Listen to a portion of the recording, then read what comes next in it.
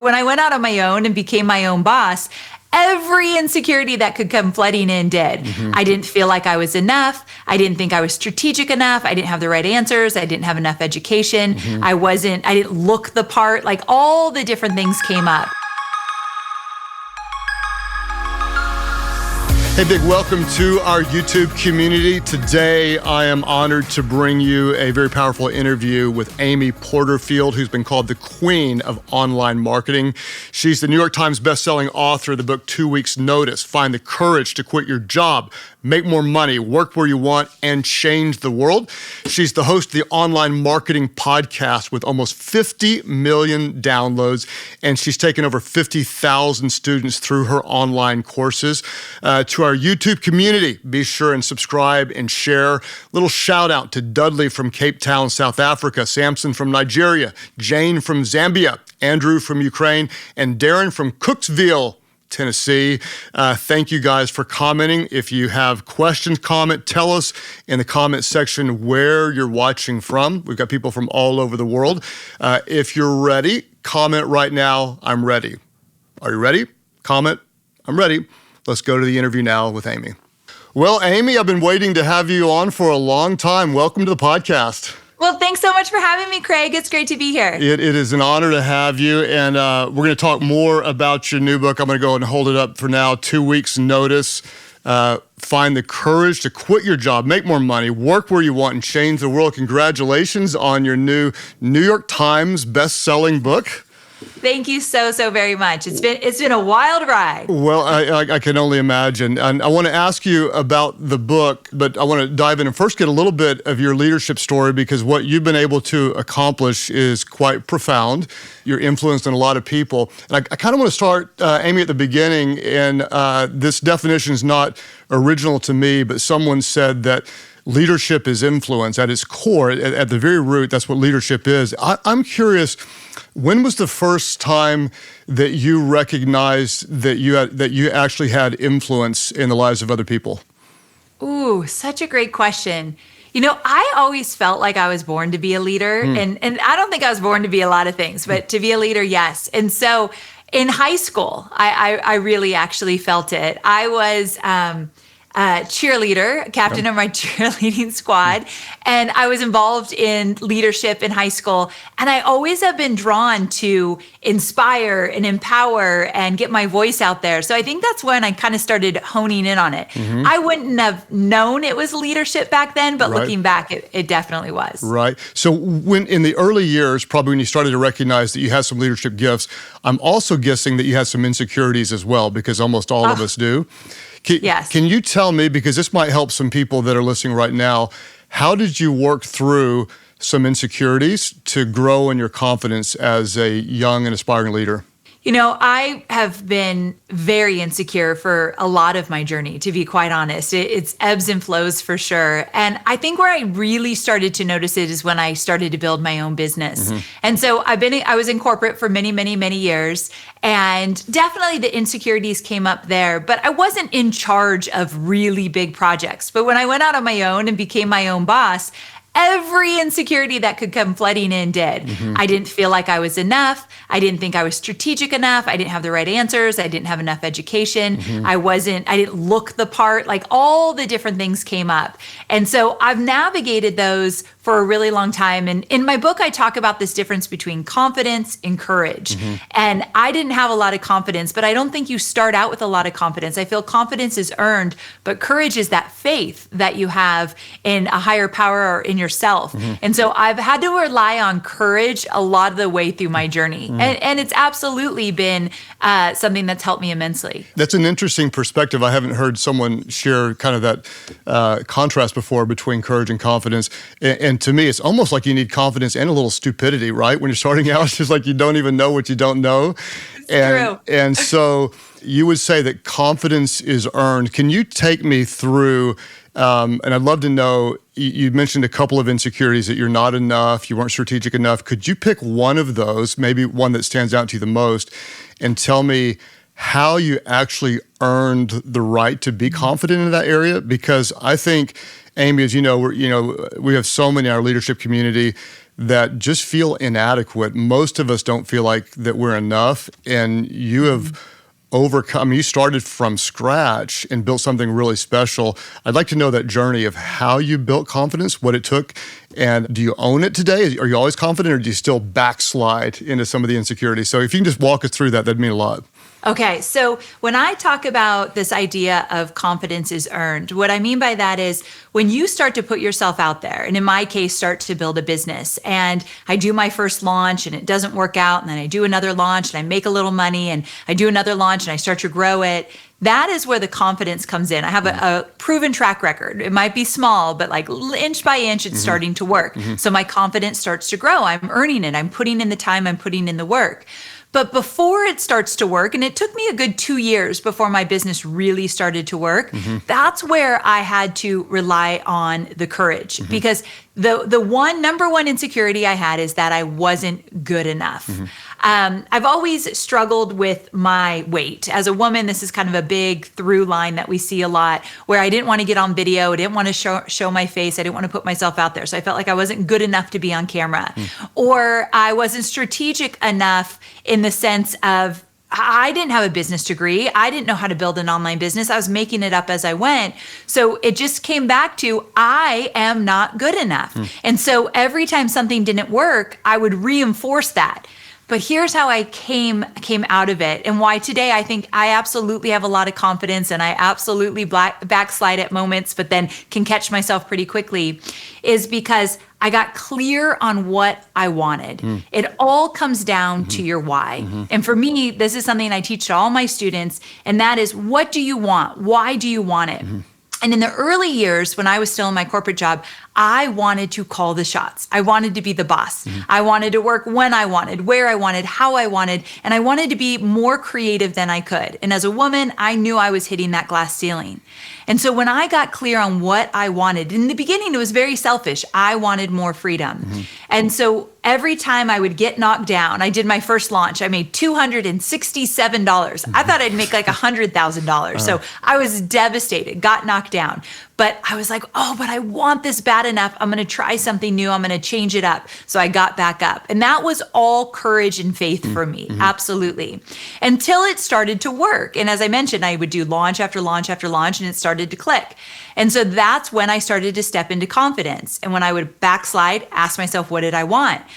Now, 14 years in, what I want is to help people. Like, I have found my mission. I feel as though I can help people step into a world of entrepreneurship and become their own boss and make as much money and as much impact as they want. That is my why today. That why is so strong that it helps when I get knocked down to get back up really quick. So it really, to me, courage into confidence, it's really about your why.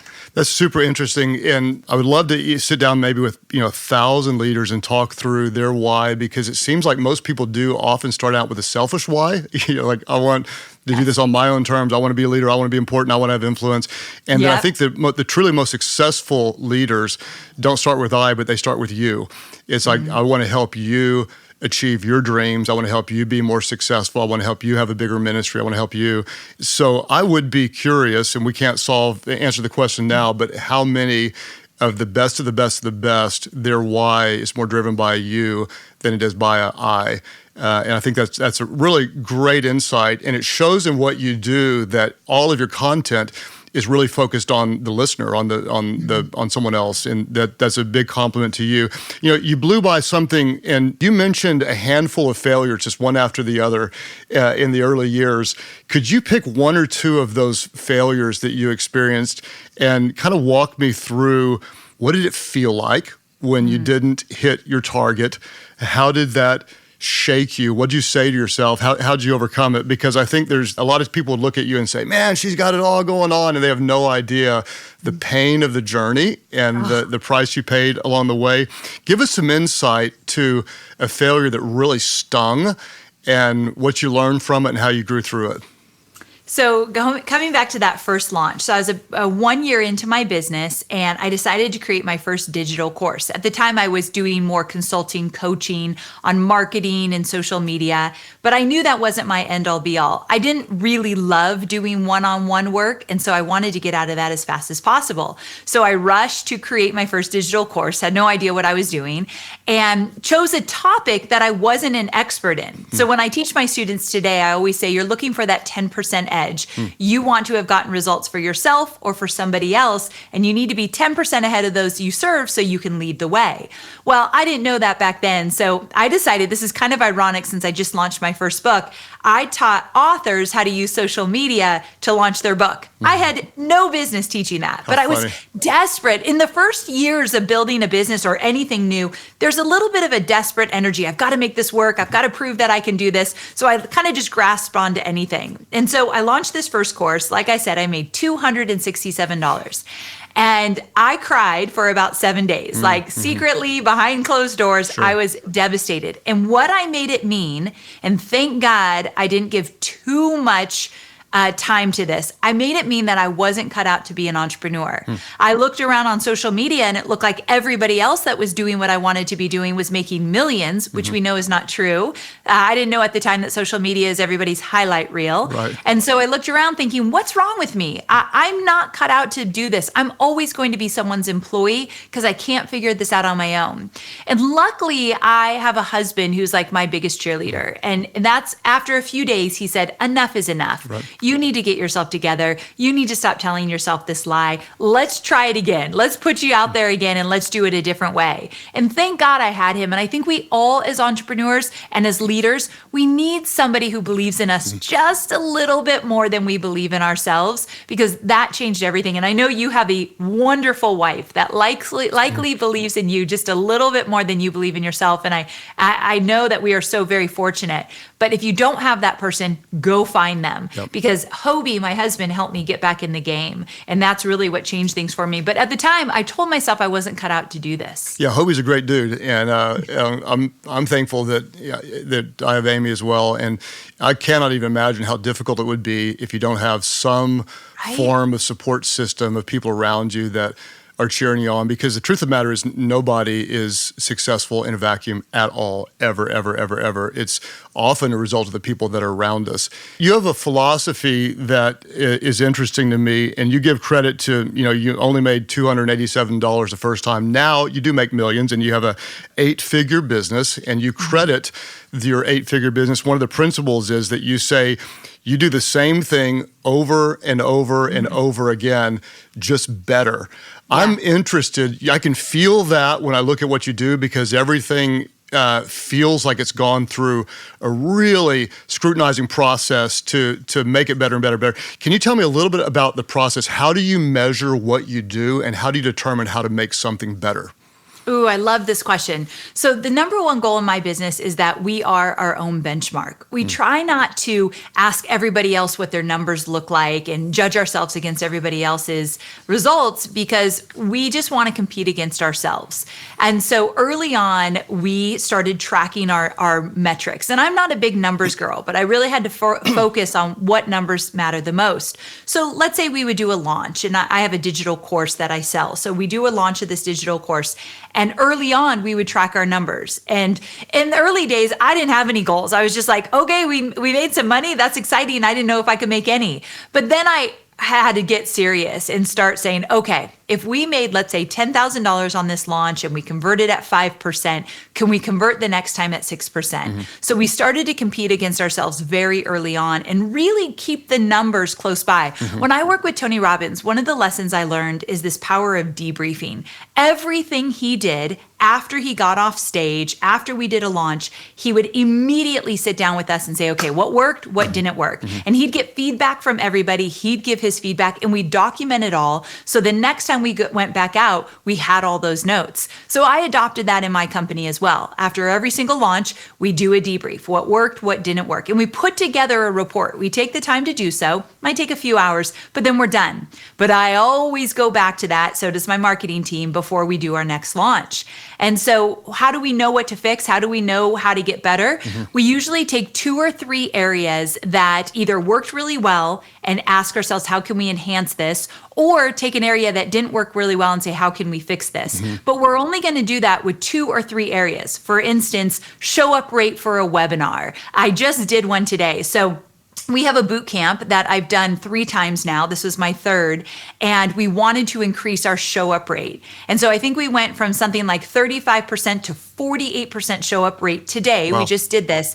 And that was one of the metrics we were tracking. And the reason it went up is we were intentional about it. We didn't increase everything, just that show up rate today. It meant sending text messages. It meant doing DMs in Instagram. We tried some new things and it worked. And so that's really what we do. We just choose a few things and we go deep. So I'm going to ask you a question that's impossible to answer. I'm going to have you just take a wild stab. How in a year, and to give me a wild stab, and I'm going to illustrate something at the back end of this. How many different things do you think that you actually measure?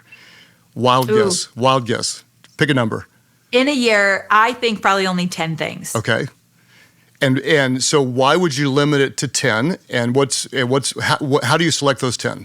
I would limit it to 10 because the more numbers I have, the more overwhelming it feels for me and my team. There's only so many things that we can do. I have a small team. I have 20 people on my team, which for some people listening are like, holy cow, that's so huge. Right.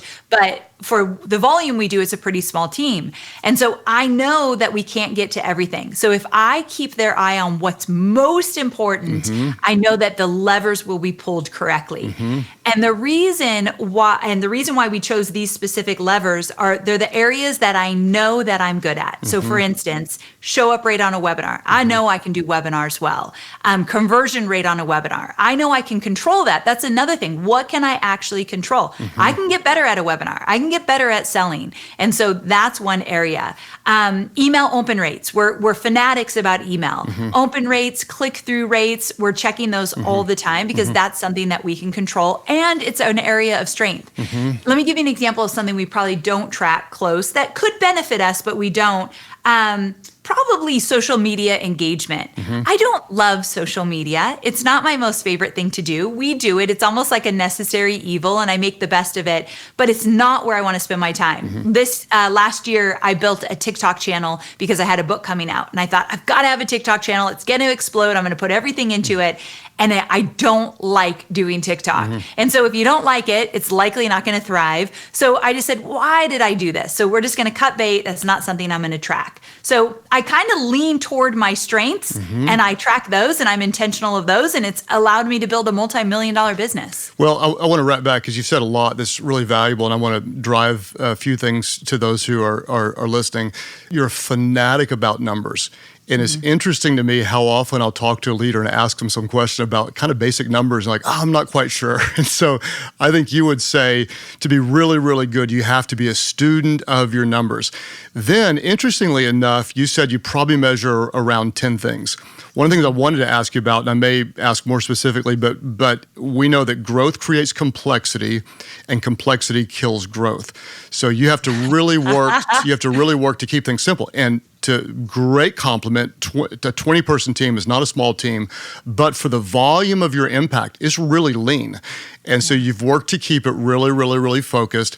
And by measuring maybe 10 or so things, you keep the things that are most important out in front. That's super, super important. So if someone's starting something, know your numbers. If you're building something, know your numbers, and then know what you're measuring and do debriefs. I like what my friend said about doing debriefs. Sometimes something works great, and so people don't debrief it, but you really need to understand why it works. Because if you don't understand why it's working when it is, you won't know how to fix it when it's not. So the the debrief is a massively important part. I want to move on. You've got something, and you got about 5 times as many episodes on your podcast, which I always respect because I don't know how you get them all done. But in episode 531, you talk about the 4-step checklist that you use before adding something new to your business. Can you kind of talk us through, since you are really, really focused, since you do the same things over and over again and do them better, and you're not adding a lot that's new, how do you determine when it is right to bring something new into what you do?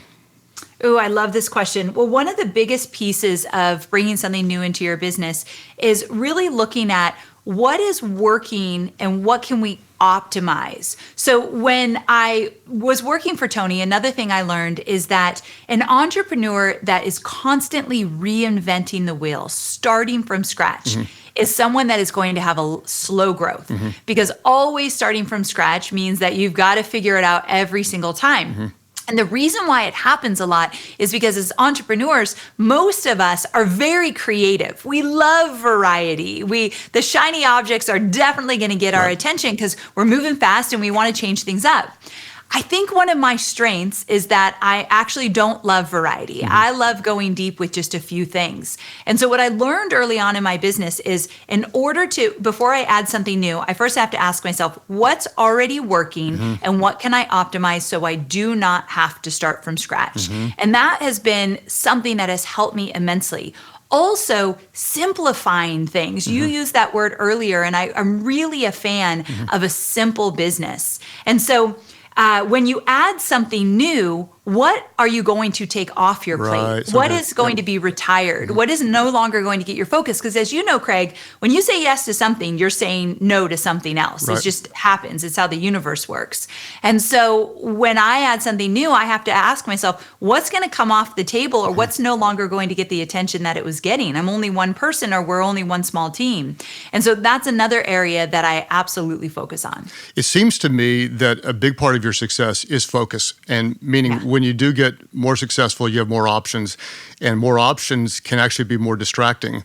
Yes. And it seems like you've done a really, really good job of saying no to what could be good opportunities to continue to say yes to the things that are the best. And that's not easy to do in what we do. I'm curious, is there something that you said no to recently that is shocking to people? You know, so I just launched this book, and one of the things I decided not to do was a lot of in-person interviews. And I recently just canceled some big interviews in New York because I knew it was going to take me off my game. Getting on a plane, traveling, even in those for a few days, absolutely kind of wrecks my flow in terms of what I do. So much of what I do is online. Like today I did that live training. Here I am in my own house, in my own studio. And so I tend to say no to a lot of in-person travel. I also don't like to leave my husband and my dog. My son's at college, so he's not here, but I am a homebody. And so if you're going to build a business that you love, you've got to do it on your terms. And in my early days, I said yes to everything. I was so scared I would miss out. FOMO, fear of missing out, was very real for me. But in my maturity of growing my business, I realized I'm not going to miss out on something just because I'm not there. I could create my own success here. So I tend to say no to a lot of in-person things. That's really smart. And you think about if you do a live in-person television show, it comes in and it goes. But if you do a podcast from your house, it lives on forever, meaning there's more opportunity for someone to hear this interview 6 months from now, and there's almost no opportunity to hear the TV show you did on the road. So it's so true. In that vein, is this true? And if it is, I might try to argue with you back or forth and see if you can convince me. Is it true you're doing a 32-hour work week? Oh, yes, that is true. Okay. However, during my book launch, that was not true. Okay. I threw that out the window. But I'm back into a normal schedule, and we work Monday through Thursday, 8 hours a day, and we take Friday, Saturday, and Sunday off. And the reason for that is I really wanted to create an environment where my employees, including myself, we loved the lives that we lived. And I was working my life away. For much of my business, I worked 6-7 days a week. And I I get scared to say that to people because my students will say, but Amy, maybe that's necessary to create what you created. And now that you have the engine going, Sure. you can take a break. I actually don't believe that because I've seen so many of my students and peers start with shorter work weeks and have had great success. So I didn't want it just for me. I teach people how to quit their job and start their own businesses. And I have a team of 20 full-time employees that I don't want to quit me. I don't want them quitting. And so I wanted to create an environment that felt different than the 9-to-5 grind. And so, we do work a 4-day work week, but when we are launching, we add those Fridays back in. Sure. And I think that's smart because you want to be strategic with your time. And there's times to sprint, there's times to run in a more reasonable manner. I'll tell you what I like about the 32-hour work week is also what I like about even, I'll leave the office today at 3:30. I probably did get here earlier than most people, but I have a hard end to the workday. And what it does, if you have some kind of parameters around, you're not going to work until you're finished because you're never finished, right? Never. If you have a hard end to your week or your day, what it does is it forces you to say no to things you might have said yes to otherwise. It teaches you to delegate some things that you don't need to be doing. It makes you way more selective, and it makes you make decisions faster. And so a lot of times, and we're finding even in a lot of businesses, chiropractors, eye doctors, they'll do more business in a 4-day focus period than they would have done in a 5-day work period, which if people can do that, I think that's really, really smart and effective. I love that you said that. I will say when we moved to a 4-day work week about 2 years ago, the 4 days became more important. Less meetings because you can't get your work done if you're in meetings all day, and more focus. So what my team is not doing is they're likely not running to a dentist appointment in the middle of the afternoon on a Wednesday. That's what Fridays are for, all the personal stuff. Sure. Sometimes it happens, but we had to get way more focused with that time. But I wanted to touch on something that, I've gotten to meet you and your beautiful wife in person. And one thing that's unique about you, and I really do mean this, is that you don't come with a lot of ego. And when you ask me that question, what are some things that you've said no to or are, gotten better at? And I think as a leader, we say yes to a lot of things based on our ego. Sure. It's going to make us look good. It's going to make us sound good. I am very guilty of this. When I launched my book, I wanted the Today Show so bad. And I've been told, and I don't know what's true, they don't sell books. They do sell books. It's good, it's bad. I don't care. My ego was tied to, I got to get that morning show. And I never got it, for the record. And I looked back and I thought that was pure ego. I wanted it to make me look good. I wanted to say I got that. And so I've been starting to explore as a leader where my ego is showing up and where it's not serving me. And when I say no, I typically am saying no to things that would make my ego feel really good. Sure. But at the end of the day, it's not good for me or my business. That's a great thought. Have you read the book Ego is the Enemy? No, and I think I need to because it's like a really big top of mind for me. Ego is the enemy. Okay, I'll check it out. I wish I could quote the author, but we'll link to it in the notes. And I read it years ago one time, and it was helpful then. But that's good when you can actually identify where your ego is drawing you to the wrong places. Because all of us as leaders, if we're not careful, we'll move toward more of a self-centered, egotistical leadership style, and that's always counterproductive. It's never, ever helpful, and it's good to recognize that. I want to ask you a couple of questions kind of in your sweet zone and spot, and then I want to shift to the book because it's too good not to talk about. But I think you've been called the queen of online marketing. Is that true? Is that... I would never call myself that, but I've heard it a few times. I think I've heard that a couple times. And so you would be a massive proponent of driving good, strong email lists, correct? Yes, I'm obsessed with teaching people how to grow an email list. So tell me why, and then I want to ask you a couple of questions about it. Why does email matter so much in today's business world? A lot of people will say, you know what, social media is what driving my business. I post on Facebook and Instagram and TikTok or wherever, and I spend a lot of time on Facebook, and they'll tell me how many followers they have and all of that. And what I'll tell them is that when you build your business on social media, you are building your business on rented land. You do not own TikTok. You do not own Instagram. And at any time, Mark Zuckerberg or Elon Musk can change that algorithm, and boom, your business changes. Also, studies have shown that email marketing converts 4 times higher than any social media post that you put out there. And you own your email list. At any time, I can send an email. I could do this today. I've done this in the past as an experiment before I've stepped on stage talking about email list. I can send an email with an offer that I've had for years, remind my audience that I have that offer, and I will make thousands of dollars before I go to bed tonight. I can't say that for social media. Right. It's very fickle. And so email marketing will make you more money and solidify your relationship with your audience. And it's wild how many people have built businesses without email lists. And what I'll tell them is it will get so much easier if you start to build that email list. That's good. So I'm going to preface this because I don't want someone tuning out. They might say, well, I don't have an email list, blah, blah, blah, blah, blah. But when you're passionate about open rate, what you're passionate about is you want to add value to whoever is on the other side. And so to someone listening right now, they're on the treadmill, they go, I don't have an email list, I'm done with this thing. Well, you have employees, you have team members, you have a church, you have volunteers, whatever, and you're trying to get some message to them. Could you tell us how you get people to open an email? What are you putting in there? And then I want to try to convert that to whatever we do, how do we get people's attention? If I'm sending a video to church members, I want them to open it. I want to communicate value. If I'm announcing something that we're doing, I want people to feel valued. And so I'm going to convert whatever you say into different areas. But what do you do to get someone to open it?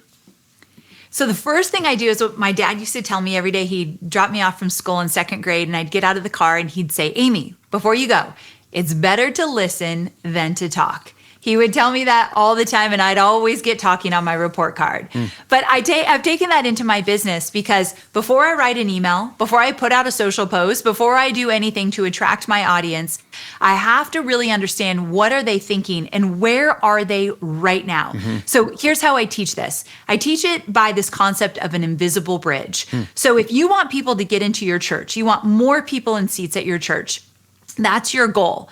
Well, before they get their butts in those seats, you've got to walk them over an invisible bridge. That invisible bridge basically is what do they need to believe, understand, or really start to think about before they're ever ready to take that action you want them to take? What do they need to believe? What do they need to understand? What mindset shift do they need to make before they're ever ready to put their butt in that seat or to buy your product or to get on your webinar or whatever it might be?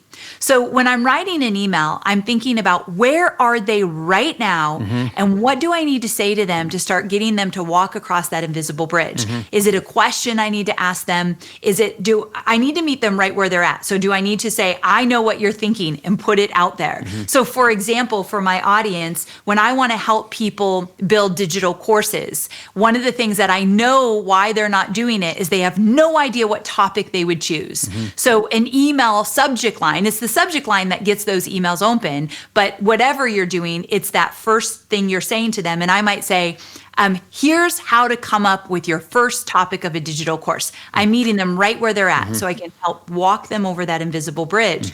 So what do they need to know, understand, be aware of, believe before they're ever ready to take that action you want them to take? That's the kind of stuff you're talking about in your email, your social, or whatever you're doing. Sure. So that's so powerful because we can apply that to anything. And I like the way, Amy, you talk about them. You want to get inside their mind, their heart. You want to know what problems they're facing. So if we're doing a meeting and it's Wednesday at 8 a.m., you probably want to think about what was their morning like? What are they coming in? What do they have for the rest of the week? What do they care about? And then adapt your message to whatever is going to help leverage their interest in order to bring about your desired outcome. I like the way you said, I wrote it down. You want to think about what do they believe or what do they need to believe? What do they need to understand? What do they need to think? The way I teach it to our younger communicators here is I call it know, feel, do. So if you're ever going to stand up and like at church, they may make announcements. I forbid people to make announcements. We don't announce. We never announce. We only lead. We're not going to announce. We're going to lead. We're going to lead to an outcome. And before we say anything, is what do I want them to know? So there's information. What do I want them to feel? Because without emotion, truth doesn't just move us to action. We have to feel something. What do I want them to know? What do I want them to feel? What do I want them to do? And if you can't clearly articulate those three things, then don't even attempt to start. And I think you're going through a very similar process in your emails, which leads to a high click-through rate, leads to tremendous profit, most importantly, leads to change lives on the other side, that people are doing something that adds value to them. Let's talk about how you do it. The book, New York Times bestselling book, 2 weeks notice, find the courage to quit your job, make more money, work where you want, and change the world. To be honest, my first thought is, I don't want to talk about this book because I have a bunch of team members I want to keep here. Kind of like Same. you've got 20 of them that you want to keep. I'm all about retention. I'm all about creating the right environment, but there are some people that need to go out and do something. Tell us your story. Years ago, you had a hunch you could do something on your own. How did you have the courage to make that leap? So I was working for Tony Robbins for almost 7 years, and Tony had a meeting where he brought in a bunch of online business owners to do something like a focus group and talk about their businesses. I was brought in that day to take notes. And so I sat at a side table to take notes, and these guys, they were all men, and they started to talk about their businesses, and they talked about freedom. They talked about being creative and building things from scratch and designing new products and programs. And I just realized they all were calling the shots. And never in my life have I ever called the shots. I grew up with a really strict father. He was my first boss. And then from there, I just had bosses throughout all of my career, of course. And for the first time in my life, I thought, I want to do something on my own. And so it was really, really heavy on my heart. And it took about a year to kind of figure out how I was going to do this. And about a year from that fateful meeting, I went out on my own and started my business. And it's been 14 years now. And in the book, I talk about how to build a runway to quit a 9-to-5 job and to start your own business. What does that look like? Because the book's called 2 weeks notice, but I expect it will take people a little while, 3, 6, 9 months to actually get out and go out on their own. So what does that runway look like? And I help them design it. And then I help people get started with a business, like what exactly to do. So for me, I started doing social media for small businesses, but I realized I did not like that. And so about 2 years in is when I started to build the business I have today. So now I teach people how to grow their email list and how to take their expertise and turn it into digital courses so that they can build businesses and sell online. Well, congratulations on 14 years of doing this. Thank you. And so when you started the business, that was a big jump from only working for bosses. The bosses call the shots. Now you are the boss, right? How would you hope that your team members would describe you? What qualities do you hope they see in you as a boss? The first one is I hope they feel I'm compassionate. We have a value in my business that you never know what somebody's going through, and we lead with compassion no matter what we do. And I really want my team to feel that way. Yesterday, one of my team members sent me a text, and she said, "Did you hear about my mom? My mom has breast cancer, and she has to get surgery this week," and I hadn't heard yet. And so we were talking about it, going back and forth. And then the last text she sent me was, "I love that I have a boss that I could talk about all of this with and then still talk about the business strategy." And that was like the biggest compliment that I got from her. So leading with compassion and really understanding who my team members are is important to me. And I hope they feel that way. And then the other one is I hope that they see me as a leader who takes risks. And I think that's important. I don't expect them to be very risky in my business, but I do expect myself to take the risks, build the vision for them, and encourage them that we have the ability to do what I want to do. And I think it's important that we step outside of our comfort zone on a regular basis. I think if you asked any of my team, they'd say that they were uncomfortable more often than not. And I see that as a really good thing. I want to shake things up. I want to push ourselves to the limit. And so I think that I do that with them. I think you've got a unique ability, and I think as all leaders, we should work toward this, is you can both drive something, meaning you get results. You're not going to sit around and let things stay flat, but you do it with compassion, and that shows in the way you treat people, in your hospitality, and how you care for people. And so as leaders, we need to make sure that we do have all of those qualities. If those are two of the top qualities you would want in yourself, you've got 20 team members. If you look at them, what would you say, is there a quality that stands out above all the others that if I want to add someone to the team, they better have this? What's one of the top qualities, most consistent qualities you see in your most effective team players? Coachable. One of our values is that everybody needs to be coachable. And what I mean by that is that everyone comes with skill sets and knowledge into our company, and we expect a lot from our employees in terms of their ability to make things happen. But I also don't expect them to know exactly how we do everything. And if they keep an open heart and an open mind of, let's try it this way, maybe we could talk to that person in a different way and change our communication style. If they're open to being coached, then I never have a problem with anyone because I know that their heart is in the right place. So that's a big one for us as well. So I'm guessing for them to be coachable, you have to be coachable, correct? Yeah, absolutely. Right. And I've got to follow my sword more often than not. I mess up a lot. I find myself saying sorry more than I'd like to admit. But if I can be coachable and if I could see the errors of my way, and I encourage them to give me that feedback, then I feel as though it can be reciprocated. So can you remember a recent time someone gave you feedback that was maybe difficult to hear? Oh, absolutely. It happens quite a lot. I have friends that I encourage to kind of call me out, and my employees as well. I think recently one of my employees was going to take time off when I didn't think it was appropriate.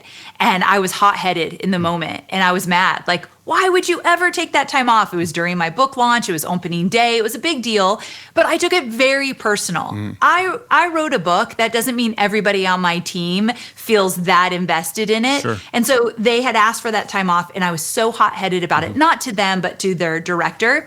And I actually didn't need the feedback. I got off the phone. I knew that I was in the wrong, and I quickly picked that phone back up and said, that was ridiculous. Sure. I did not need to address it in that way. I understand where this guy's coming from. Let's figure this out. So I usually can catch it, but yeah, they'll definitely call me out. Well, you said earlier, and you just blew by it, but you said, I encourage people to do this and friends. And I think that's really important because a lot of times if someone works for you, or even if they're a friend, they just don't feel the freedom to do that. And the more successful you are, the less likely people are to give you helpful feedback. And that's really makes us vulnerable, that we need feedback, we need coaching, we need help all the time. And so I think the fact that you encourage people to do it is helpful. And I just want to encourage those who are listening right now to not assume that they're going to do this, and not only encourage it, but applaud it. When someone does bring me feedback, I often try to say, thank you so much, because not everybody will do that, but what you did was really helpful to me. And so you encourage it and you applaud it. And then if you'll create an environment where you seek and receive feedback, then your team members will do as well. And the sky's the limit to what you can do if you're coachable, right? It's so true. And one of the things that my team doesn't necessarily know, if they hear this, they will, but when it doesn't work, one area I really have to work on, and it's an area I'm weak on and that I'm working on now, is really beating myself up behind the scenes about it. So when I do get the feedback, and it is very honest and real, I accept it, I take it, and I'm great up front. But when I'm alone, I'm really hard on myself. Like, why did I do that? And sometimes it's hard for me to let it go. So I think the next step in my evolution of growth is I take the feedback and I accept it. And then behind the scenes, I accept that I'm not perfect. And these things are going to happen, and forgive myself quickly and move on. So that's my second phase that I'm working on now. Okay, trick question here. Actually, not trick, but it's interesting. Can you tell me, what does it mean to have a high capacity for zero? Oh, yes. Okay. So this is something I've been working on for a while. A high capacity for zero looks like this. You've never done something that you want to do. In my case, it's teaching people how to leave their job and start a business. But for all of us that are starting a business for the first time, we have never done it. Are you willing to go down to 0 social media followers, 0 people on your email list, 0 understanding of what the heck you're doing, 0 ego involved? The higher your capacity for zero, starting from scratch, because we have to do it when it's something new like this, the higher your capacity to look like a beginner, to put your ego aside, the more chances you have to succeed. So I'm teaching my students and myself to strengthen that capacity for zero. And it really comes back to what we discussed earlier, the ego.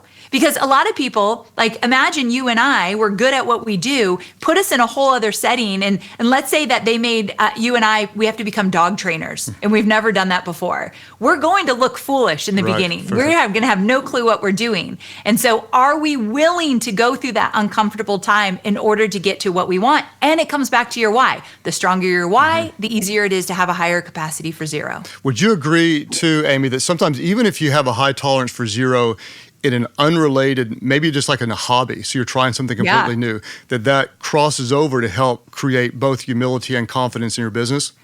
Love that you asked this. Yes. So just yesterday, it's not a hobby, but yesterday I started this thing where I had to put this patch on my stomach and it's tracking my insulin and glucose. And I'm going to sound like an idiot even talking about it. So new to me, but I had to get this app and I had to connect it. All of it was foreign. And I was so frustrated yesterday. It felt very overwhelming. And I thought, oh, this is what my students feel like when they're trying to build an email list, or this is what they feel like when something's not working because it wasn't working yesterday. I think having those hobbies or interests in our lives, even outside of our work, to start from zero makes us a stronger leader.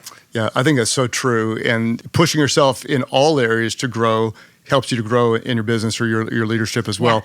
Let's have a little bit of fun with the lightning round, and then I'll let you talk about a little bit more about how our community can find you. But do you happen to have a favorite leadership quote? Does anything come to mind? Ooh, a favorite leadership quote? I don't know, Craig. You put me on the spot. I can't think of one. I'm too nervous. How about is there a book that you've read on leadership, or even something that shaped you recently that you might want to recommend? So there's this book called The Gap in the Gain, Dan Sullivan, and what's the other guy? I feel terrible now. There's two guys that wrote it, and I love it because the whole premise of the book is to be excited and understand where you're at and where you've gone versus where you want to go. It was a very big eye-opener to me. I enjoyed that book as well. I think maybe our mutual friend Rory, I think Rory told me about it, perhaps. I'm not sure if he pushed it on you or not. Is there a leader outside of Tony Robbins, because we know you worked with him, is there a leader outside that's really pushed you and helped you grow and develop in your leadership? Absolutely. Michael Hyatt. Michael Hyatt is a dear friend of mine, but he's my mentor. He's my coach. I love everything he does. He leads with compassion and heart, but he's so incredibly strategic. So he's a huge influence in my life. CEO of Thomas Nelson for years, right? And now just one of the best online mentors to people all over the world. He's world class. Hobie is a great guy, very talented. What do you do that makes him a little bit insane, just for fun? I worry about everything. Okay. So he's my sounding board, sometimes when he even doesn't want to be. But yes, I drive him nuts. So at the end of your life, you've created tons of online content. You've changed a lot of lives. When people would summarize you in one sentence, Amy Porterfield was what? If you had one sentence to summarize you that would make you feel most successful in a legacy, what would that be? Amy Porterfield was compassionate. Beautiful. That's important to me. Very good. I think you'll live up to that. The book is called 2 Weeks Notice. Find the courage to quit your job, make more money, work where you want, and change the world. You can get it anywhere books are sold. It is a New York Times best-selling book. Amy, you have a lot to offer. What have we not talked about that our community might find value in? How can they find you, and what else might they look for that would add value to their leadership? Well, thanks for asking. I have a podcast called Online Marketing Made Easy. So email list, digital courses, entrepreneurial mindset, webinars, we get into all of it. So if you're looking to grow your business, Online Marketing Made Easy. Thanks for asking. We spent just a bit of time with you, Amy and I did, and it was helpful both professionally and just inspirational to see what you've done, what you've built. I think you're a great example of adding value, that you add so much value that people talk about it and want to grow. And that's what we want to do on the podcast, is we want to bring very high impactful value to you each time. And so wherever you're watching this, be sure and hit subscribe. If you don't get the leader guide, go to Life.Church/leadership podcast. And we'll send you the leader guide with additional links and questions for your team that'll be available for you as well. We'll also show you how you can get Amy's book and find out more about her. And then be sure and share this with others. Just invite them. Amy may not be the most passionate about social media, but she may repost you, even if she sees it. So tag her. I do a lot of it. Yeah. I do a lot of it. Yeah. So I would love to repost. Tag her and tag us, and we'll try to repost it. And then we'll be back with you on the first Thursday of each month, and an occasional bonus episode as well, where we feel very, very called to invest in your leadership and help you grow, because we know that everyone wins when the leader gets better. Amy, thanks for being on today. You're world class. Thank you, my friend. Take care. Bye-bye.